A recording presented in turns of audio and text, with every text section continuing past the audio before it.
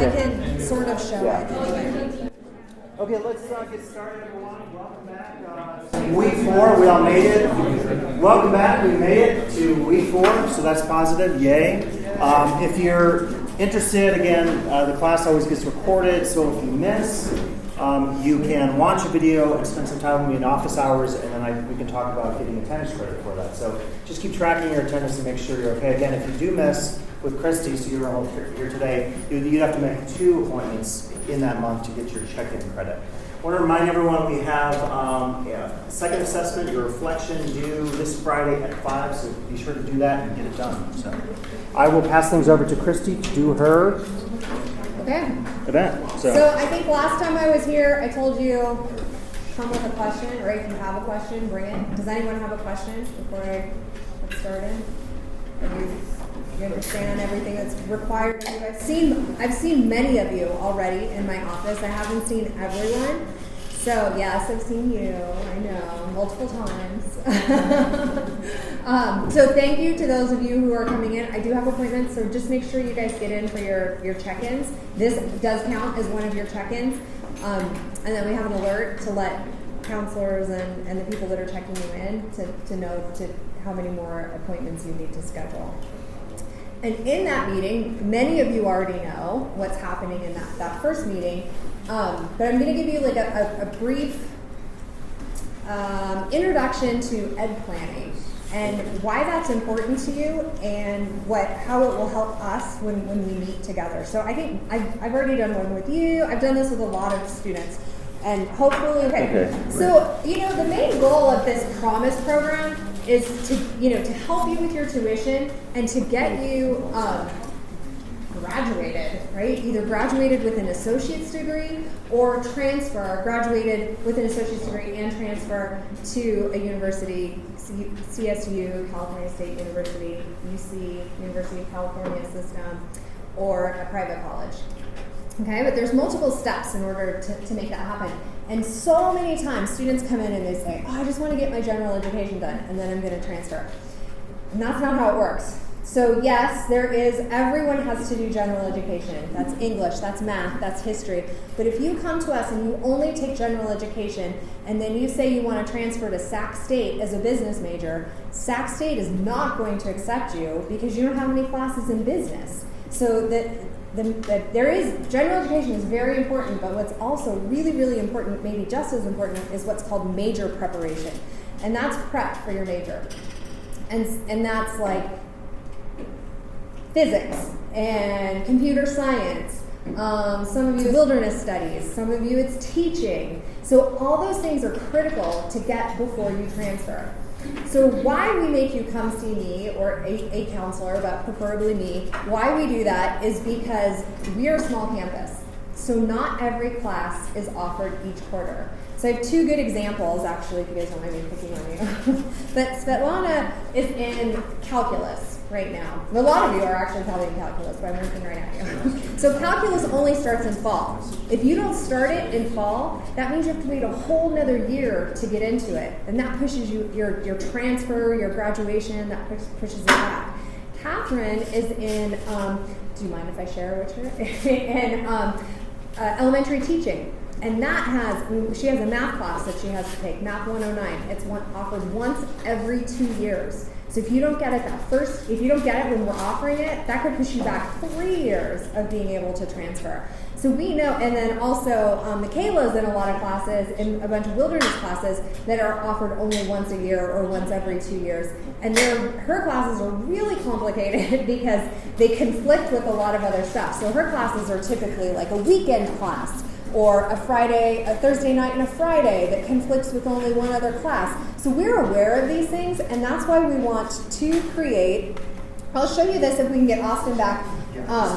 Yeah, it's fine, but we'll broadcast it up on the screen. But this is what we're doing. Who haven't I done this for? There's quite a few of you that we haven't done this for. So when you come in, this is what we're going to do. It's quarter by quarter, everything you need, and when you have to take it, so that you can graduate on time, that you can get your degree, so that we can say, hey, computer science classes are only offered once every 2 years. If you don't get it now, you're going to have to wait. And here, listen. So we really want to have this for you because everyone wants to get out of here, right? Like everyone wants to move on, get their degree. Okay, so the major is one aspect of it. But when you come in, probably like the thing that any counselor is going to ask you is, which general education pattern are you following? So let's review those really quickly so that when you come in, you can say, I know which one I want to use. And we'll start with the easiest one. So the easiest one is this pink form. This is the Lake Tahoe Community College General Education Pattern. This one requires the least amount of math, the least amount of English, the least amount of general education. This one's about 35 units. So if you're not planning to transfer, but you're focused on getting an associate's degree in early childhood education or something that will help you get a job right away, this is the one you want to use. Not a transfer pattern, but this is the one you want to use. And you use it in conjunction with one of our majors. So you could use it with like medical office assistant. So we don't give these out anymore, but they're online. But you would use it with like medical office assistant or natural science. So it's these two things together. It's your general education and it's these classes. What's pretty cool, we think it's cool, is that a lot of the general education classes are also required for some majors. So we'll tell you those classes, so it's fewer classes that you have to take. So we'll say, hey, you can take calculus and it will also satisfy your math requirement. Or the school you want to go to is requiring philosophy 205, which is contemporary moral issues, and that will also satisfy one of your social science classes. So that's great, because who wants to take more classes than they need to?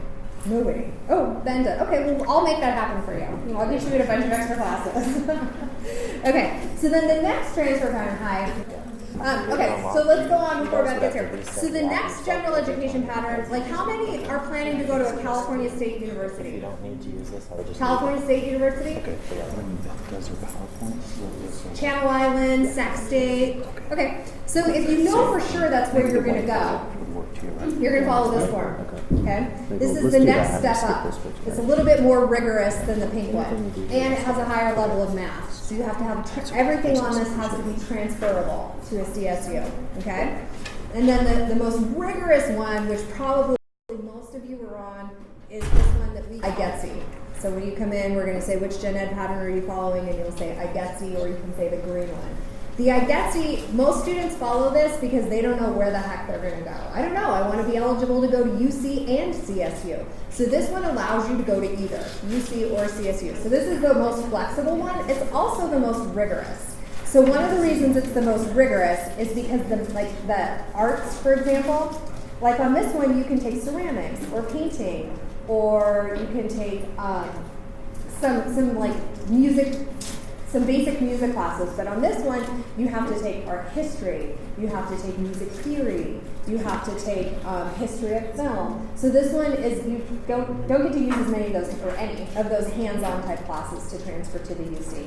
But if you're not sure, this is the best one to follow, and this is what most students follow.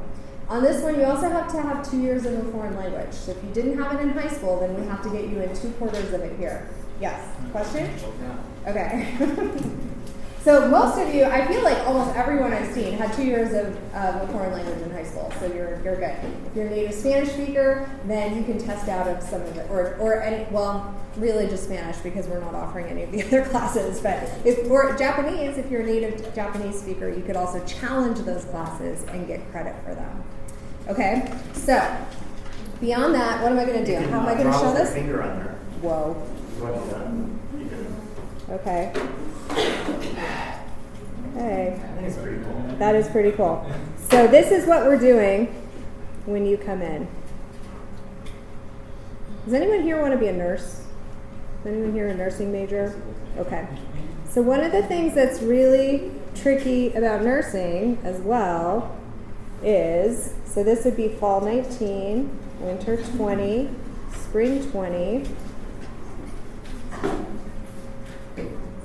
Do you know any of the classes that are required for nursing? What's like the main class? The main, nutrition is required at some schools. And guess what? Nutrition also satisfies your area E on this plan. So that's cool. Anatomy and physiology is like the meat and potatoes of that program. So you have to have anatomy and physiology. What's tricky about that is it's kind of like the calculus. There's a prerequisite to get into it. that'll be offered in spring. It's offered each quarter, but you need to have it by minimum of spring to get into Bio 203 in fall, and then Bio 204, and then Bio 205. Okay, so there's a bunch of other classes like this too. Catherine's in one that's EDU 100 that I think is only offered right now, right? You're in that one right now? It's only offered right now, and I didn't get it this quarter. She would have to wait 2 more years. She'd have to stick around an extra year to get it. So we want to make that not happen for you. Some of the other ones that are tricky are the computer science, physics, calculus, chemistry. They all only start in fall, but the tricky thing is they have prerequisites that you have to make sure that you get prior to that quarter happening. Is that, how do I erase it? There's an eraser two I see it. characters over there. Oh, and then do you, Yeah, I think there's a way to do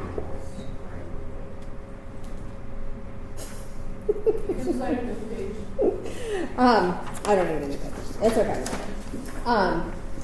And some, I wanted to show you, okay, it was, because it's actually really complicated, and it seems like it wouldn't be. It's wilderness studies, which is such a fun major, but it's really, really tricky to get the classes in each quarter. And so some quarters she has to take 18 units, but it also looks like she's taking 1, 2, 3, 4, 5, 6, 7 classes in one quarter. So that's like, wow, okay, shoot, that's a lot of classes. But some of them are only 0.5 units or 0.2 units in their field experiences.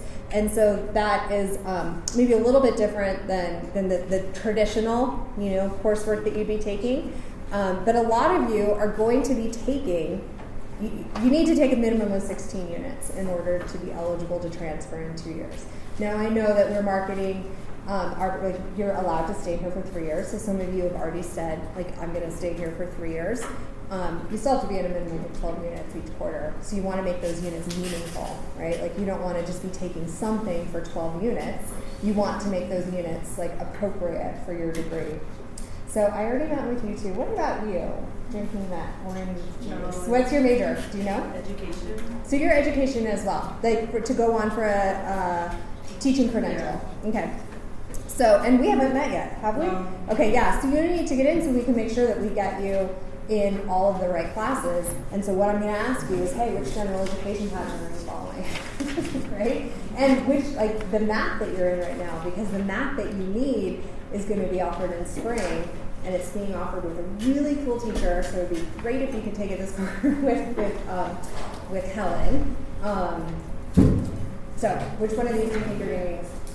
The way. Yeah. Or the free one. You'd use this one, yep. And so something else that's a lot of students that are transferring for education or nursing or business, some of these more hands-on type degrees, you're going to be going to a California State University. There's one UC campus that I know of that offers a nursing degree, and that is UCLA. And in addition to the anatomy and physiology, they also require a full year of general bio and a full year of chem and OChem, so it's really rigorous to get into when you could be looking at some of these other programs. So, who has questions?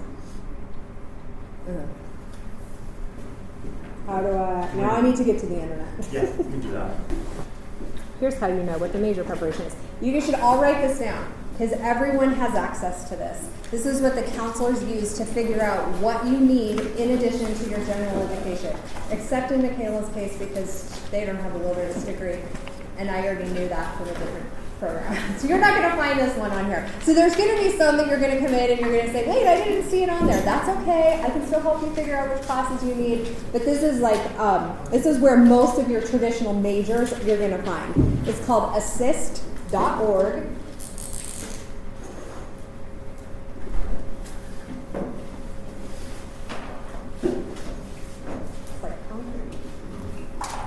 Okay, and you put in our campus, Lake Tahoe Community College, to Sac State, and we're going to look up, let's look up nursing with some people in here. And this is just an example, so you guys can all look at your own, maybe, potentially. Well, what normally happens is it'll print a report, and the report, let's see if we can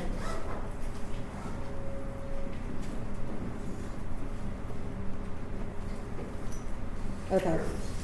So this is math. Who wants to major in math? A couple people were not math majors, but all right. So let's go here. So let's go back to nursing. Okay. Okay. Maybe. All right. So it gives. Oftentimes, it's going to give you a little description. What do we need to know? We're not going to go through that right now. It does talk about the minimum GPA.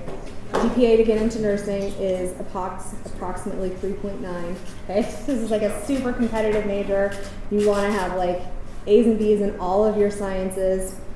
So in order to get in, you need a speech class, you need an English class, you need a critical thinking, and you need a quantitative reasoning. Everybody needs those for every major. We call those the golden four.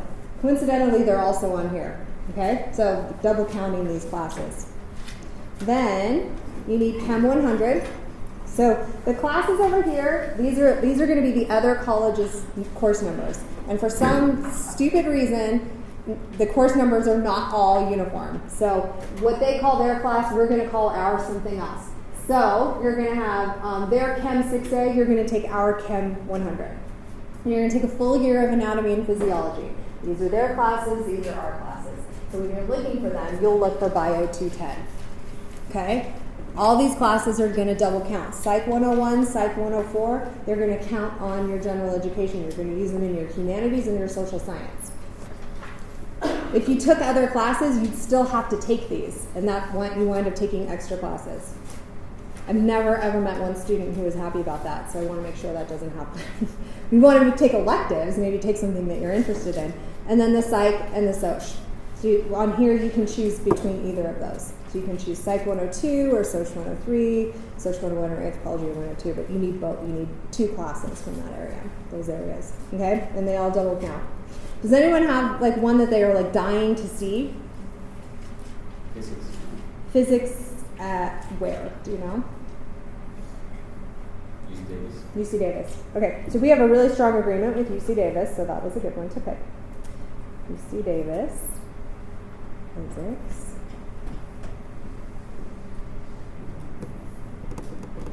Oh, how about Sac State? We're still at Sac State. Let's go over there.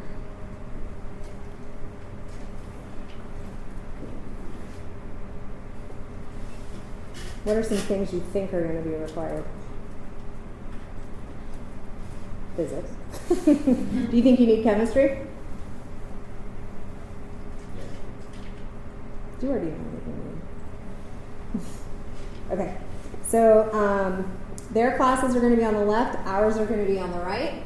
So you're going to need Physics 107, 108, 207, and 208. Those are sequential, so again, this is really tricky.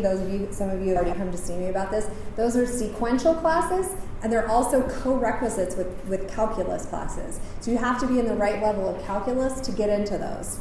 And they're only offered once a year, and if you don't get it the first year, then you can see how that would really push you back because you couldn't start the Physics 207 the following year. It starts with Math 105, 106, 107, so that's the fall. I think a lot of you were actually, this is the first year we've had a lot of you in starting right in calculus. It's pretty exciting. 105, 106, 107. And then the following year, 202, 203, 204, and you'll take those with your physics. Right? So if you're not in that, then it pushes you back another year. But I think you're in, right? Chem, this is where it gets, so there's also something that, for those of you who are planning to be here for 3 years, like this is a great example. There's something called a high unit major. These classes are all 5 units. 5 units. And then let's say you also have chem, and you have physics. And down here you also have physics, and you have perhaps organic chemistry, depending on what your major is. These are all 5 units. That's a lot to do in 1 quarter. And to have to do it for 6 quarters, you're going to be well over 90 units by the time you finish that and potentially all your general education. So oftentimes these students that are like engineering or computer science or something that we call a high unit major, pre-med, something like that, they're going to be here for 3 years. trying to meet those requirements because you also want to have good grades, right? Especially for nursing. Sorry to keep saying that. Jeez, Beth. she's trying to be discreet. It's okay, you can leave it out. I actually think it's hot in here. Like, it's nice to have it out. She's lucky she's my good friend. Okay, so this is sort of an example of, and we're going to use this tool. The last thing that I want to share with you is at the end of this year, if you have 45 units, which you should to remain in this program, we have, with the UC system, we have transfer agreements. So it's guaranteed admission into certain UCs based on your major if you maintain a specific GPA and complete all the required coursework. So you're guaranteed admission into like Santa Cruz, UC Davis we have it with, I don't know, I can't think of all the campuses, but it's major specific by campus, so we could look it up for you. But who wants guaranteed admission? It's pretty cool. Has to be to the UC. So we don't do it. We do something similar with the California State University, which is called an associate degree of transfer. We don't do it with nursing, but we do it with business, elementary ed. These are transfer degrees that if you complete all the coursework here, you're guaranteed admission, again, by meeting the minimum GPA, you're guaranteed into one of the California State Universities. It may not be your primary choice, which almost everyone I've seen, many students that I've seen have said they wanted to go to San Diego. So not everyone can go to San Diego, but we'll help you pick maybe like San Marcos or some other place, Long Beach. Long Beach is also impacted. But you could get guaranteed acceptance into one of the California State Universities, which is something new. We didn't used to have that, and it's pretty cool to be able to. Scott, Beth, and I didn't have that as an option. Although they're pretty smart, so they got in there. Okay. Scott, maybe Scott. No. Okay, who has questions about this? When you come in to see me, I want you to have an idea of which general education pattern you want, and hopefully, like, some emphasis of your major. Okay, like if you don't know for sure, that's okay. But I'm sort of interested in business, or I'm kind of interested in, I love math, or I really like chemistry. Those are things that help me so that you're not accidentally here longer than you need to be. Okay? Did you have a, yeah? Yeah, so I'm nursing, Yep. and I want to go to Sac State. So Yes. And for the psychology class, I'm in one, but it wasn't one of the ones up there. Which one are you in? Lifespan development. Yeah, lifespan's going to count. It's Okay. fine. What's going to happen is Psych 102 and Psych 103 are child and adolescent and adult development, and Beth created a Psych 109, which is the span of the whole thing. You would have had 8 units if you took both of those, but the one that you're taking is 4. So all that means is you're going to wind up taking another elective unit. Because you still need 90 units. Right. So you'll take an elective unit to meet that requirement. But that class will eventually get approved. So something to know about Assist is it's not completely up to date all the time. It's a really good guide. But again, that's why you want to come see a counselor. Because it's, we know things like that are like, that's been submitted for approval. We know that it will get approved. And if it doesn't, you can take it out on Beth. She's your teacher right there. If it doesn't, then I'll talk some heads to you. I'll fix it. Yeah, it's going to count. Don't worry. Okay. Any other questions? Okay. So, Cristi, one Yes, more question. yeah, So Scott has a question. How are you feeling about the check-ins? Do you feel like everyone's on track with your twice a month? I besides feel the like, looking in here in this class, I've seen a lot of these students already. A lot of these students even more than once. So what we're doing with, we already have an advanced copy of the winter and spring schedule. So this quarter, in November, for the first time, you're going to be able to register for winter and spring at the same time. You only, years past, you only were able to register for one quarter at a time. So it's a little bit tedious and it's taking some time, but I'm helping you create your schedule for the next January through June, so that you can work out your work schedule. I didn't know that. What's that? I didn't know that. So spring Yeah. classes too. Yeah, we're Wow. we're doing spring at the same time. So Wow. we're doing winter and spring. I'm giving you the sections so that on November 14th or whatever the day is, I can't remember, you'll be able to go to admissions and register for the next 2 quarters. You guys are going to have priority.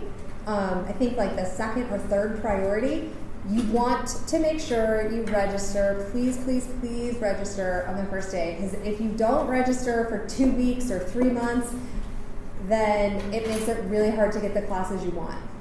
And it makes it hard for us to find a schedule that works with your work schedule and your family life. So really try to enroll in those classes right away. Any other questions? Okay, cool. Thanks, Cristi, for Thank you. information about GED.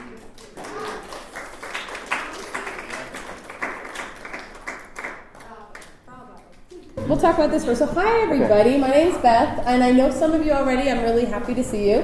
Hi. Some of you I know from my online class, so I'm happy to see you face to face, because when you're teaching online, sometimes you don't get to meet people face to face. And some of you were in my career workshop last week, so I'm really happy to see you here again. So if you were in my career workshop last week, some of this might be a repetition for you, but that's okay. And I am trying to do at least 3 career workshops each quarter, and I'll let Cristi and Scott know when those are. And hey, we have pizza, so come on and have pizza and have some fun. Okay, so career counseling is actually a pretty new role for me here at LTCC. So that's not my picture. The person who was doing career counseling before.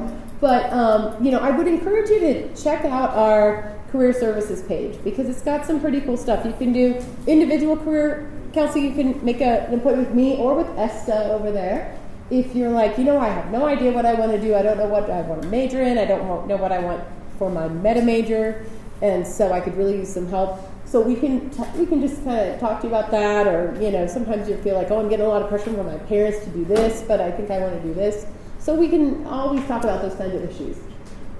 We have a interests, abilities, values, and personality assessment. There's a whole bunch of those out there, but I'm actually going to give you a handout for one in particular that we have here at LTCC called My Plan, and I'm going to let you guys have, we actually have to pay for this, but you guys are going to get it because it's really awesome.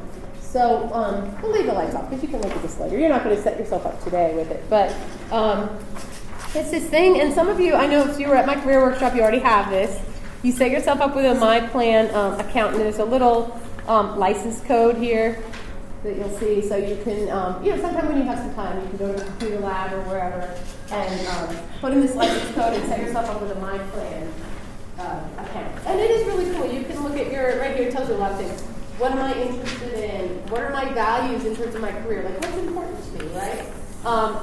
Like for me, for example, I have 2 kids, and I really like spending time with them, so that's a value that I had to work into my career, right? I didn't want to have some job where I'm working all the time. I didn't want to spend all the time with my kids, right? So, to think about what's important to me that I need to work into my career. So there's all kinds of stuff that you can check out on My Plan, so I hope you will. Do I have enough handouts, Scott? Hopefully. Oh, yeah. Like I said, we have workshops. There's a really great class that I'm not teaching this quarter, but one of the counselors usually teaches it. It's Counseling 108, Career and Life Planning. You guys might not need that class because I think you get a lot of the info here in your Promise class, but if you're looking for an elective and you feel like you could use a little more help with career and life planning, you can sign up for that class. And then finally, we've got a bunch of career links here that I think are really useful. And 2 that I'm going to tell you about. One is the Occupation Finder, because this will help you figure out what are some different jobs that are out there. Because they've got, there's 808 different jobs that you can explore, and you can find out how much these people make and what they do on their job. Because, when you think about it, the careers that you know about are probably things like, what your parents do, right? Or people you know, or family members, close friends, or whatever. So there's probably hundreds of careers out there that you've never even heard of, right? So it's hard to make a decision about your career when you're like, I don't even know what all the options are. So this one here, the Occupational Outlook Handbook, this is a nice way to just sort of look through, and you can search if there's something in particular that you want to look up. Like someone mentioned they want to go and become a nurse, so we can say, wait, nurse. Go. Come on, go. And it should pop up. Registered nurses, for example. And we can find out lots of good information about what they do, how much money they make. The averages, and this is across the country, is about 71,000. So, sometimes in California, nurses might, I think they even make more than that because, it's sort of expensive to live here compared to maybe like Arkansas or someplace. So, so it tells you a little bit about you can search up different careers, what the pay is, how you become one, and so on. So that's pretty cool, right? You can find out all kinds of good stuff. Sorry, I'm getting lost. Careers. Go back to career services. Here we go. So that one, of course, my plan is up here, but you guys have the info for that. But you can link, if you kind of are like, oh, I forget how to get there, you can link to it right here. And the other one I wanted to mention is Tahoe Career Connect. And this was developed by the advanced program here. So, and Scott, you might know a little bit. I think you mentioned this too. You might even know more about it than I do. But there's some assessments where you can sort of find out a little bit about what you might be interested in doing. Kind of similar to some of the things on my plan. You can look at careers in some different areas. Like, let's say you want to go into business. You can look at, what are some different things? Maybe I want to go into human resources and be involved in hiring people and stuff, right? So it tells you some careers related to that. It's a pretty good salary, right? And the region tool on the bottom is really cool. Oh, that's cool, yeah. So they're looking at, I guess they're looking at Lake Tahoe, right? Yeah. So the job openings are specific to our region, so that's really cool. That's cool, yeah. Let me go back to this. And I think I know at some point, somewhere on here it links to, let's go back to this, to programs that we have here. So let's go back to, let's go to real estate, okay. Wait a minute, I can't find it, but I know that somewhere here it links it to programs at LTCC, so I obviously need to. I think they're still mapping some of that. Maybe they are. So maybe I need to play with it a little more, or maybe they're still working on it. But anyway, so that's pretty cool too. It's the Tahoe Career Connect part. So, since I'm not really used to this classroom, I'm going to just bring my thing up again. So, so you guys are in the Promise program. So, what's been fun for you so far? What's been the best part of being at LTCC, do you think? What's been really great about it? Nothing? It totally sucks? Come on. It's got to be something good. So tell me, what's the best thing about being at LTCC? Somebody shout something out. What do you like about it? Come on, you must like something. Pizza free. That it's free. That's pretty good. What else did someone say? The bookstore. The bookstore. Anything else? Something that you like? Super close. The library, that it's closed, it's convenient. Yep, close. You don't have to go to Sacramento. The library is awesome. Now I'm going to cheat a little bit because I asked the same question in my career workshop, and some people said they really like being able to make their own schedule. And that stayed in my mind because that was something I really liked when I went to college. Because at high school, it's like, oh, they start at 7:40 or something like that. And 7:50 maybe. Whereas here, if you're like, I'm not a morning person, I'm going to try to schedule my classes at 10 a.m. So that's kind of nice that you can make your own schedule, right? So we'll say make your own schedule. And I'm going to come back to this later. That's why I'm asking you guys this. So that's the best. What has been the most stressful part? A new student at LTCC. What's been stressful? So be honest with me, because it might help me and Scott to know what's been kind of stressful. Homework, computing, did you say? Commuting. Okay, so homework, is it a lot more homework than you're used to? Like the classes are probably harder than high school? No, not necessarily, but homework is stressful. Commuting.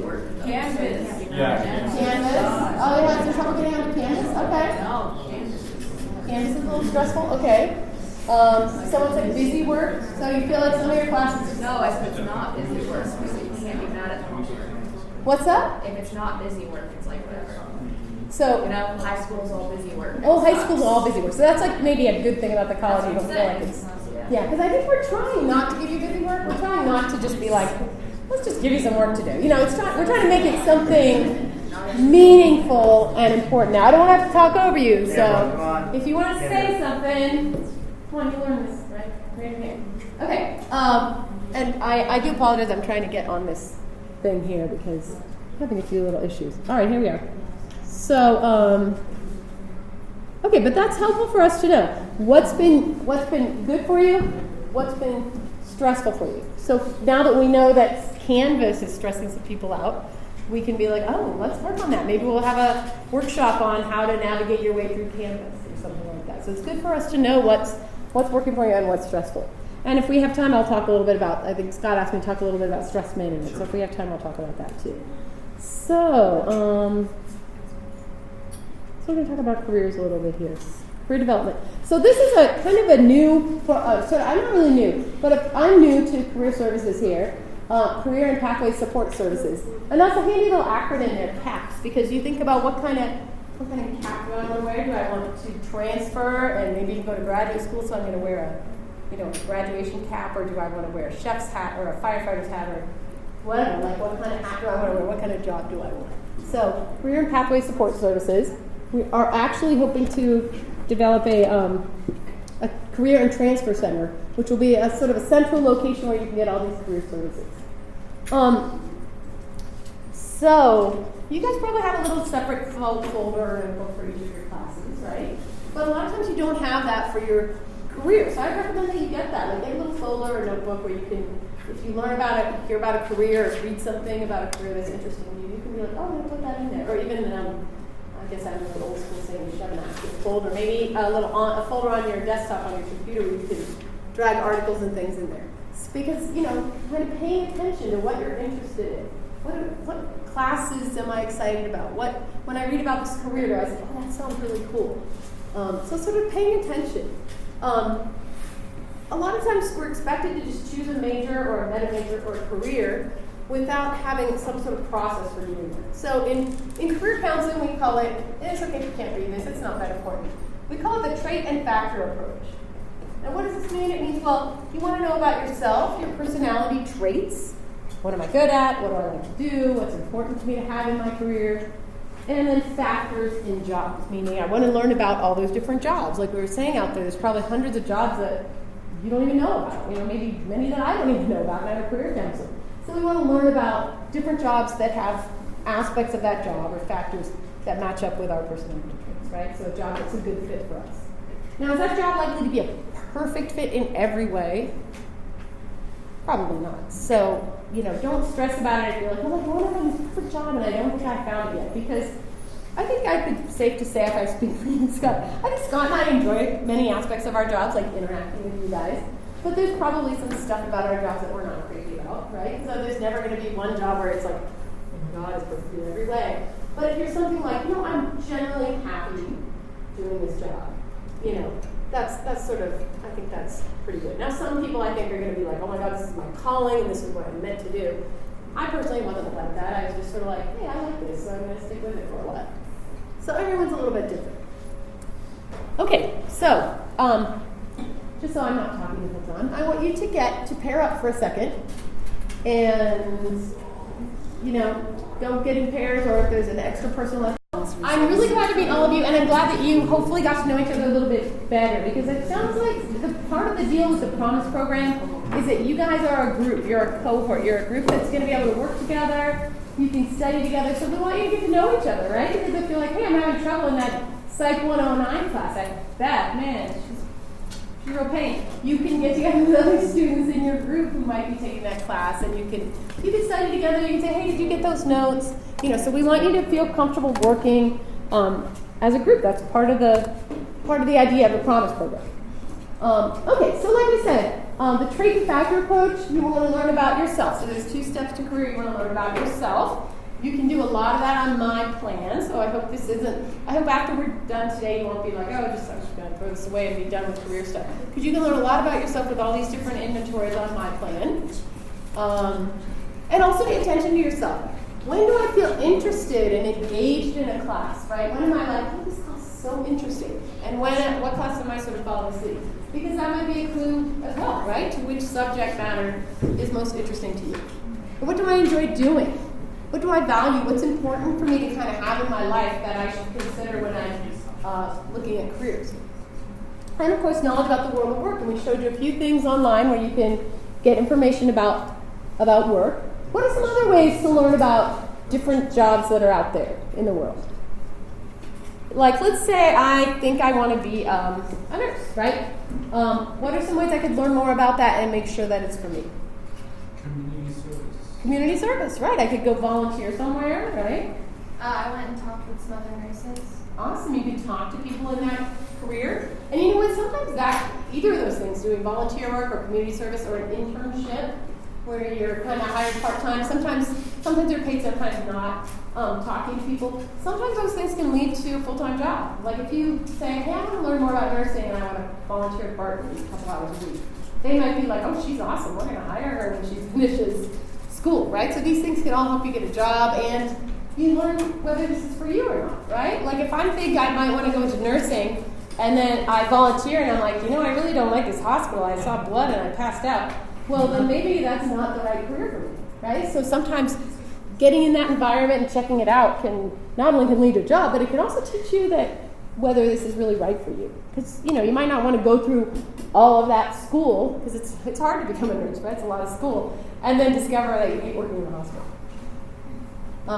Okay, so this is kind of the same thing, right? We're going to learn what we want to, and again, iPlan is a really good resource because we can't do everything in one day, but to learn about your values, learn more about yourself. Skills is kind of tough because that's like what you're good at. So there's not really a test I can give you that will tell you what you're good at, but you sort of know or you learn that about yourself, right? What classes I do well in, what things I'm good at, what do people ask you to do for a favor, right? Like at my daughter, she's 12 years old, but when it's someone's birthday, people will always be like, hey Sadie, will you bake a cake for so-and-so? Because she loves to bake. So maybe she will go into culinary or something like that, or maybe someday order her own bakery because she's really into it. She's only 12. So what are things people ask you to do because they're like, oh, you're so good at this that I want to ask you to do that for a favor? And of course, you want to research your options and link that to your major or your meta major. When I say meta majors, does anybody know what I'm talking about? Have you heard that name before? There's like 5 of them. There's 5 of them, and I actually have slides on each of them, so we'll go over those a little bit later. But basically, the idea was to make it easier for you to pick, because sometimes you feel like, oh, I have so much trouble picking, am I going to go into psychology or sociology or anthropology, I don't know, political science.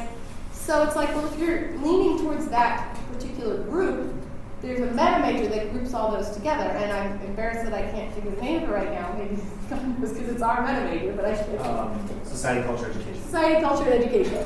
So if you're like, I'm kind of interested in these kinds of things, like psychology, sociology, maybe I want to be a teacher, maybe I want to be, a psychologist. There's a meta major, so you don't have to decide precisely what major you want. You can just sort of pick a group. Does that make sense? So to make it a little bit easier for you to pick. And the other thing is, like, your counselor, like Cristi, she knows, like, oh, if you're in this group, if this is sort of your meta major idea, like this is, you want to major in one of these things, she can steer you towards the classes that are going to count whether you major in psych, sociology, or whatever. So just take a minute to think about, and you can jot it down somewhere, what are some things that are important to me that will influence my career choice? Like I said, for me, spending time with my family is important. So I don't want a job where I'm going to be working nonstop and working until 10 o'clock at night and I'm going to see my kids, right? So you think about, well, what's important to me? Do I want to make a lot of money? Well, I want to make some money, but I might have to trade off, right? If spending time with my family is important, then I can't work around the clock, which might, make more money. Should I base my career choice on my value or other people's values? What do you think? So you probably have people who are telling you, you should major in this, you should do this. And I'm sure they have your best interests at heart and they probably mean well, but is it their life or is it your life? As far as I know, it's your life, right? That you're choosing your career. When you choose your major or your career, you're essentially kind of creating your life the way you want it to be. So, although it's important to listen to parents and other people's input and say, oh, that sounds good, thank you for your suggestion, who really needs to make the decision about what they're going to major in and what career they're going to choose? You do, right? Because you're the one that has to live with it. So, and you want to pick something that feels right for you. So, if you're getting pressure from the outside, take it with a grain of salt, right? Listen, maybe it's good advice, But ultimately, you need to choose what's meaningful to you. Because obviously, everybody wants to make enough money so that they're not constantly stressed out about money. But my hope for each of you is that you also have something that is meaningful to you, where you're like, I really like this. I feel good when I do this, you know? So think about this for a second. Look at some of these things. And maybe jot down some that are important to you. Maybe you love being outdoors. Maybe for you it's really important to be creative and create art or music. Maybe you like working with animals and you want to be a veterinarian or a vet assistant or something like that. I don't think that's on there, but that would be one too. Like, hey, I really, I love working with animals. I love dogs, and, you could have a good career, especially in Tahoe, running like a dog kennel or something like that, or a veterinary office, obviously. So, to think about it, maybe jot some of these down if any of these really strike you as being, hey, that's something I definitely want in my life. Because that might be something you have to consider when choosing your major or your career.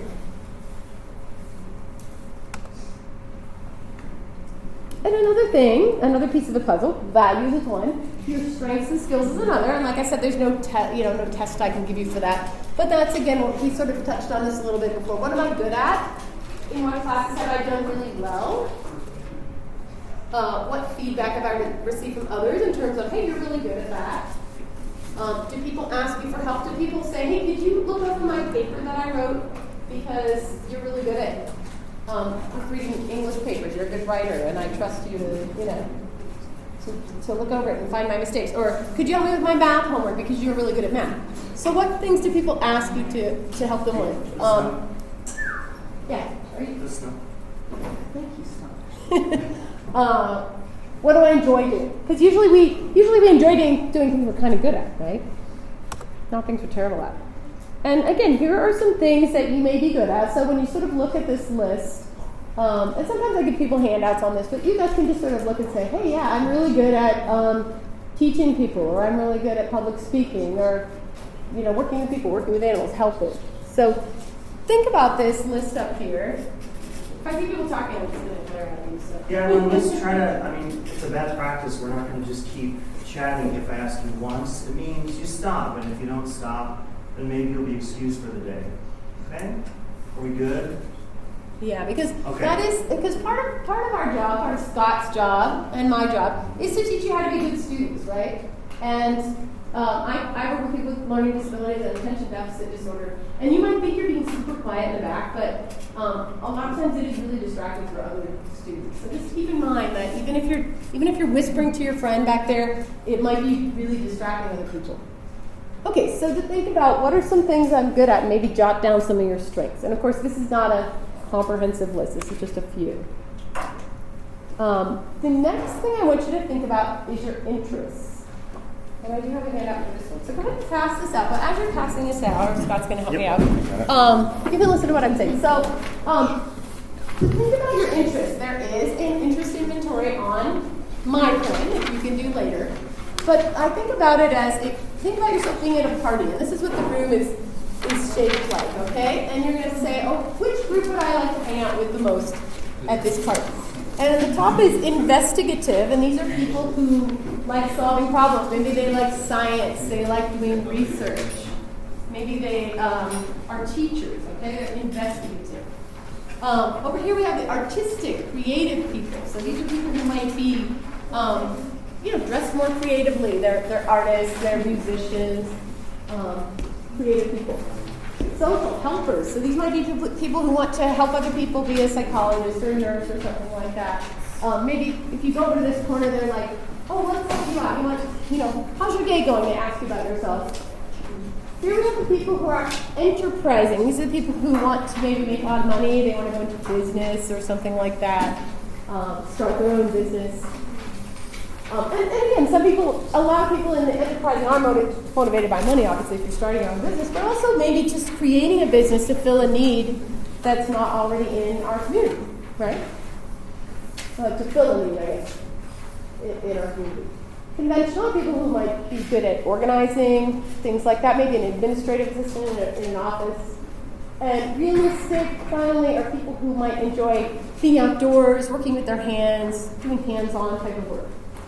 So there are a lot of things online, tests online and on my plan that will give you your, what's called your Holland code. And your Holland code is a 3-letter thing that tells you what you might be interested in, and then it will also tell you some careers that you might be interested in.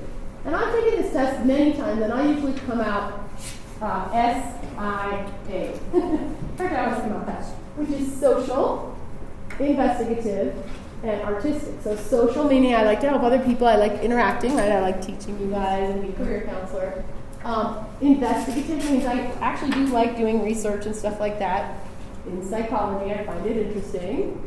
And then artistic, well, I really like music and art, but I realize that I really don't have any talent in this area, so. But that's important to know that you don't have to get all of your needs met through your career, right? So social and investigative, I get those needs met through my career. Artistic, I can just meet that need outside, right? I can sing even though I sing badly, right?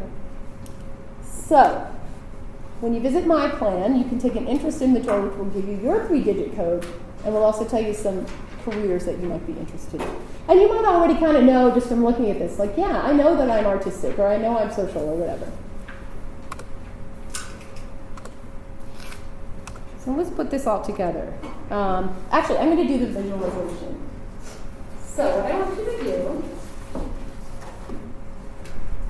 is I want you to sit back and get comfortable. All right, you get to lean back, get comfy and back there.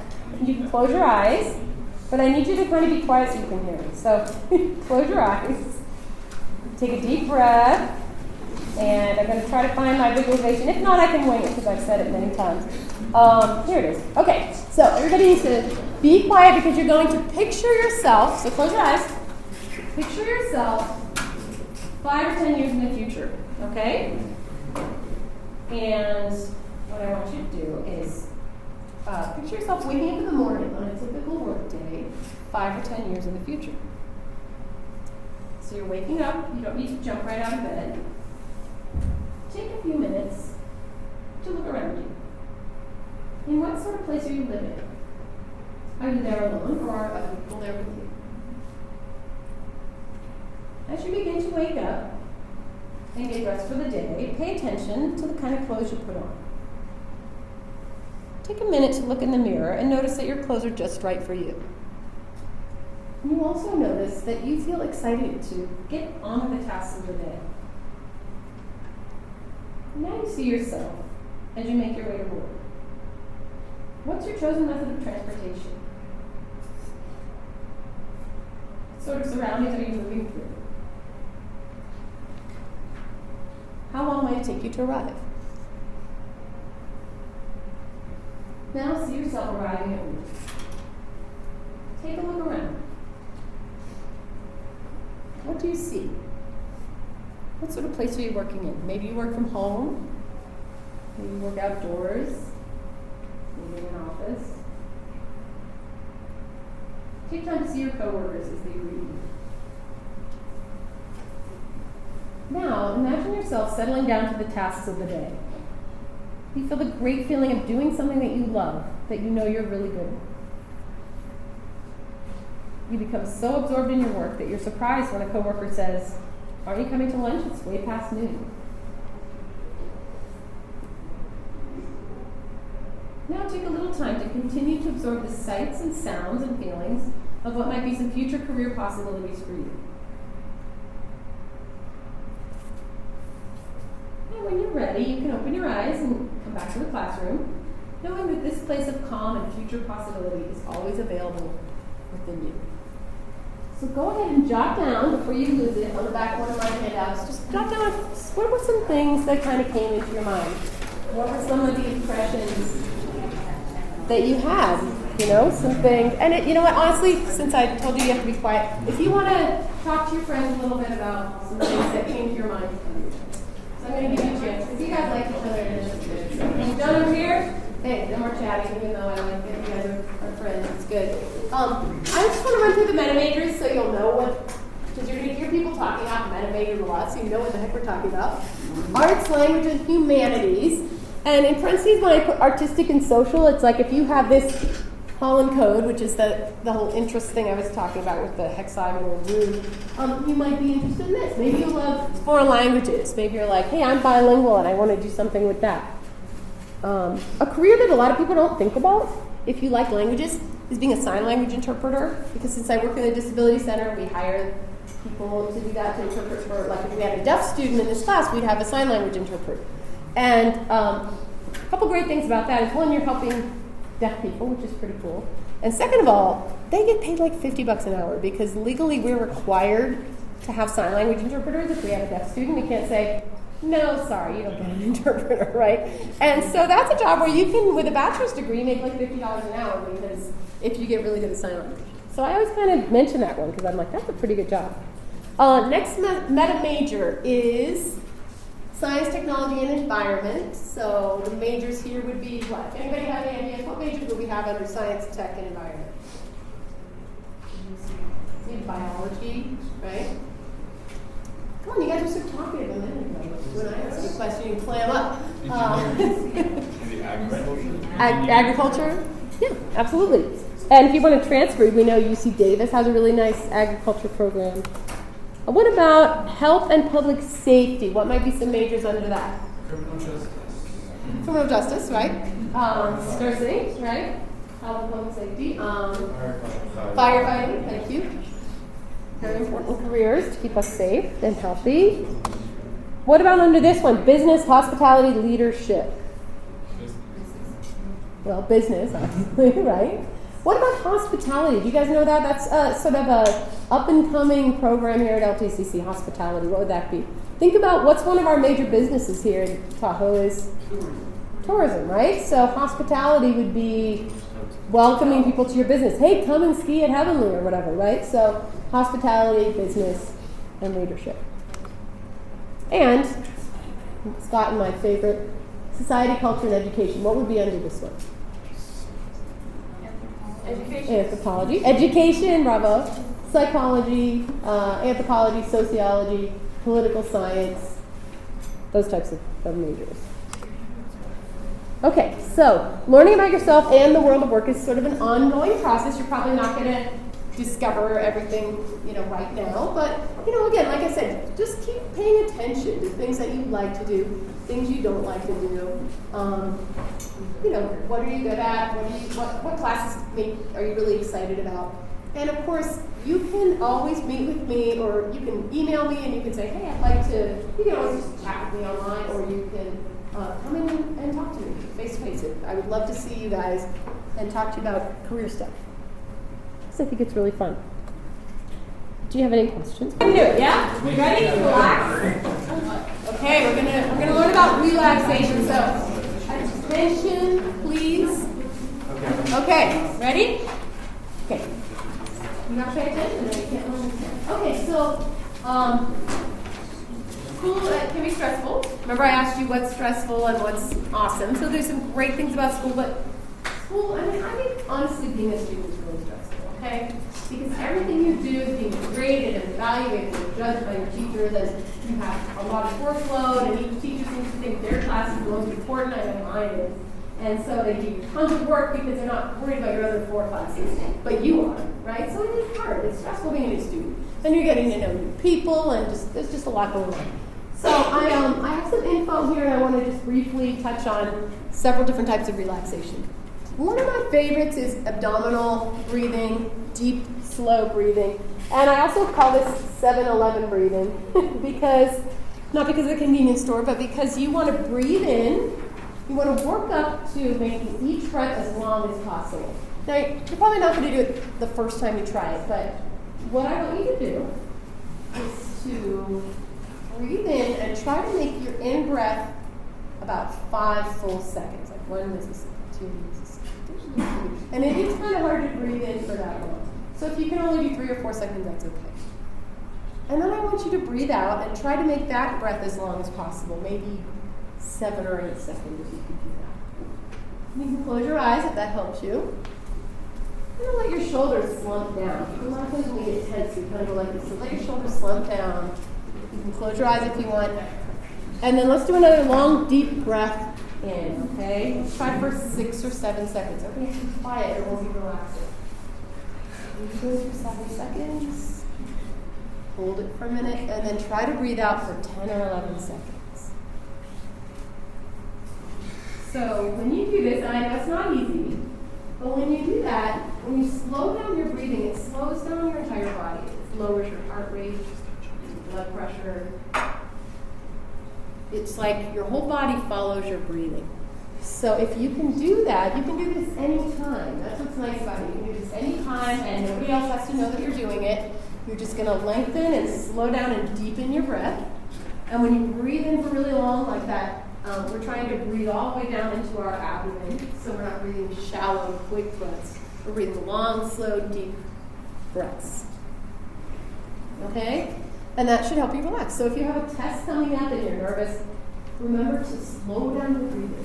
Take those long, slow, deep breaths, and that'll help you relax.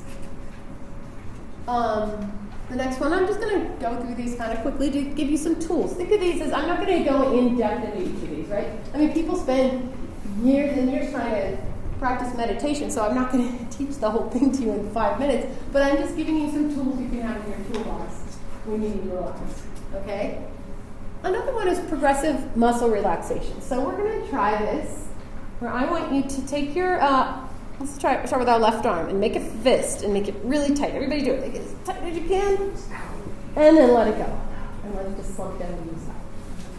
And then we're going to do the same thing with the right hand. Tense. Come on, do it. If you can't do it. If you broke your arm or you hurt it or something.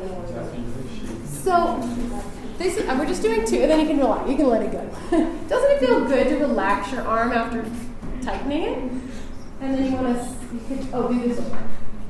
Push your shoulders way up to your shoulders right to your ears. Come on, everybody do it. And then let it relax. So the idea is that you can do this when you're maybe lying in bed if you had a stressful day. You tense each part of the body and then relax it in succession all the way down to your legs and your feet. And you also get to notice that when you're tensing, it's not good, right? It doesn't feel good. So we want to consciously let go and relax. All right, our very quick course on relaxation. Meditation. I'm sure you're familiar with that, right? Everybody's hopefully heard of meditation. It's something that's being researched quite a bit in psychology for stress relief, for all kinds of things, to be living more in the moment. Because how many of us are not living in the moment? How many of us have, I know I do this all the time, I'm thinking about, what I'm going to make for dinner, what I'm going to do tomorrow, what I have on my schedule. And so I'm missing what's right in front of me, right? So meditation can be a lot of different things. But part of the goal of meditation is obviously to relax. Part of the goal is to let us enjoy and appreciate and live with what's happening right in front of us instead of constantly having our to-do list or anything like that. So what we can do a little bit right now. And you can close your eyes if you want. You don't have to. But let's go ahead and do that deep breathing thing for a second that I told you to do earlier, where you're trying to work up to 7 seconds breathing in and 11 seconds breathing out. And I want you to focus your attention on your breath. Notice as you breathe in and as you exhale. As you breathe, picture your mind as a pale blue sky. And focus breathing, picturing that blue sky. Your mind is like a blue sky. And thoughts are more likely to pop into your mind. The tough thing about meditation is not to sort of grab onto those thoughts that come into your mind. So when a thought comes into your mind, picture it as a cloud and it's just floating by. So your mind says blue sky, and whatever thought comes in your head, you don't need to do anything. You don't need to be like, oh, I'm doing it wrong because I'm not clearing my mind. You just picture it as a cloud and let it float by. You just accept it. Yeah, I'm thinking this, and then you just let it go. And if it's hard to let that thought go, you can bring your focus back to your breathing because it kind of gives you something. Your breathing's like your anchor. It gives you something to focus on. And I'm going to let you guys do that just for a minute. So I'm going to shut up for a minute and let you meditate for just a few minutes.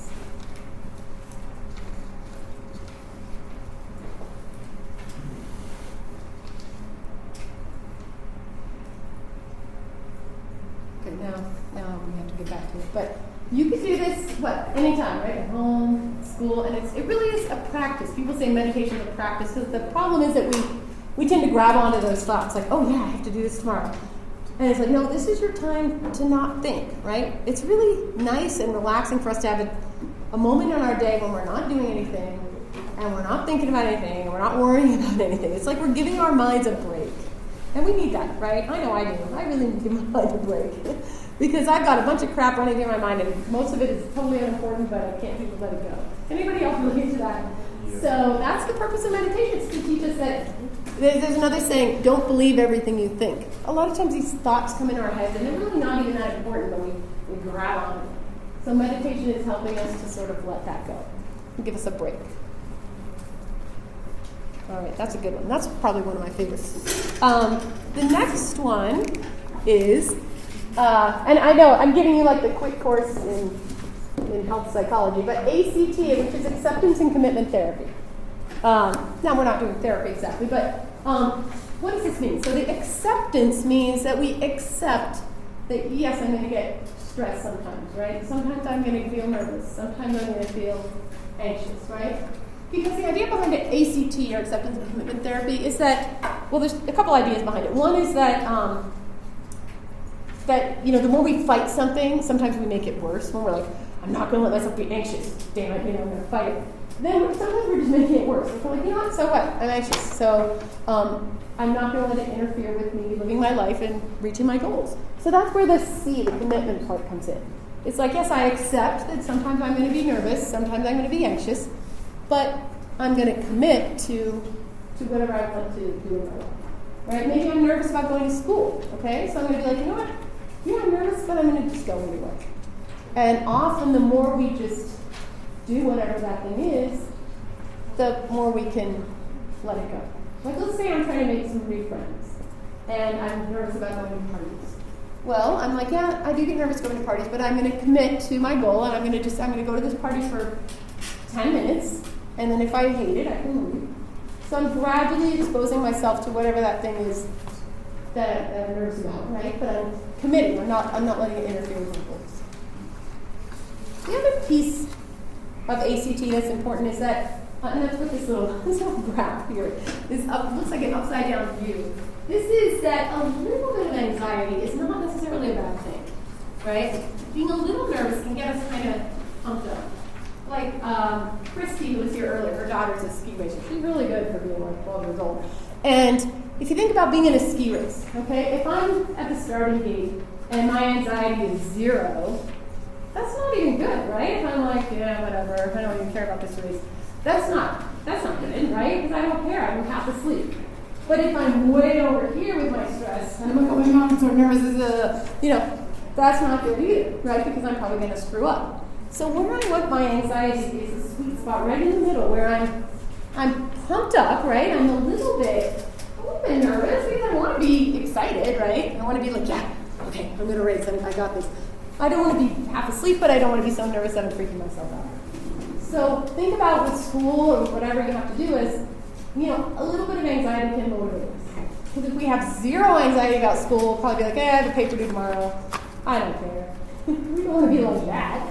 But we also don't want to be so nervous that we're freaking ourselves out and doing, like if you're nervous, you know how when you get nervous during a test and you can really be your own worst enemy and freak yourself out. So we want to be kind of right in the middle where we're stressed enough to be motivated, but not so much that we're freaking ourselves out. So what if you are sitting down to take a test and you start freaking out? What might be going through your head when you're sitting down to take that test if you're really nervous and upset? Any idea what might be some thoughts? I'm going to fail. Yes, I'm going to fail. Oh my God. I'm going to fail, and then I'm never going to get my degree, and my life is going to suck. So we really put a lot into this one test, right? Not only am I going to fail at this test, I'm going to fail at life, I'm going to suck, I'm never going to amount to anything. We've just gone spinning off into this horrible scenario, which is really not true. Okay, because not passing one test does not mean really anything except that I didn't study enough and I'll do better next time, right? So we can calm ourselves down. Instead of being our own worst enemy, we can say, all right, I feel like I've studied, I'm going to focus, I'm going to just take it slow, one question at a time, to kind of talk ourselves down a little bit, right? And to have a little bit more positive messages going through our heads, because we really can be our own worst enemy, right? When we're telling ourselves this negative stuff. I think that's about it for me. Am I too early to end? I can talk more. No. Thank you guys for your attention. I really appreciate it. And before I leave, Let's thank Beth for coming in.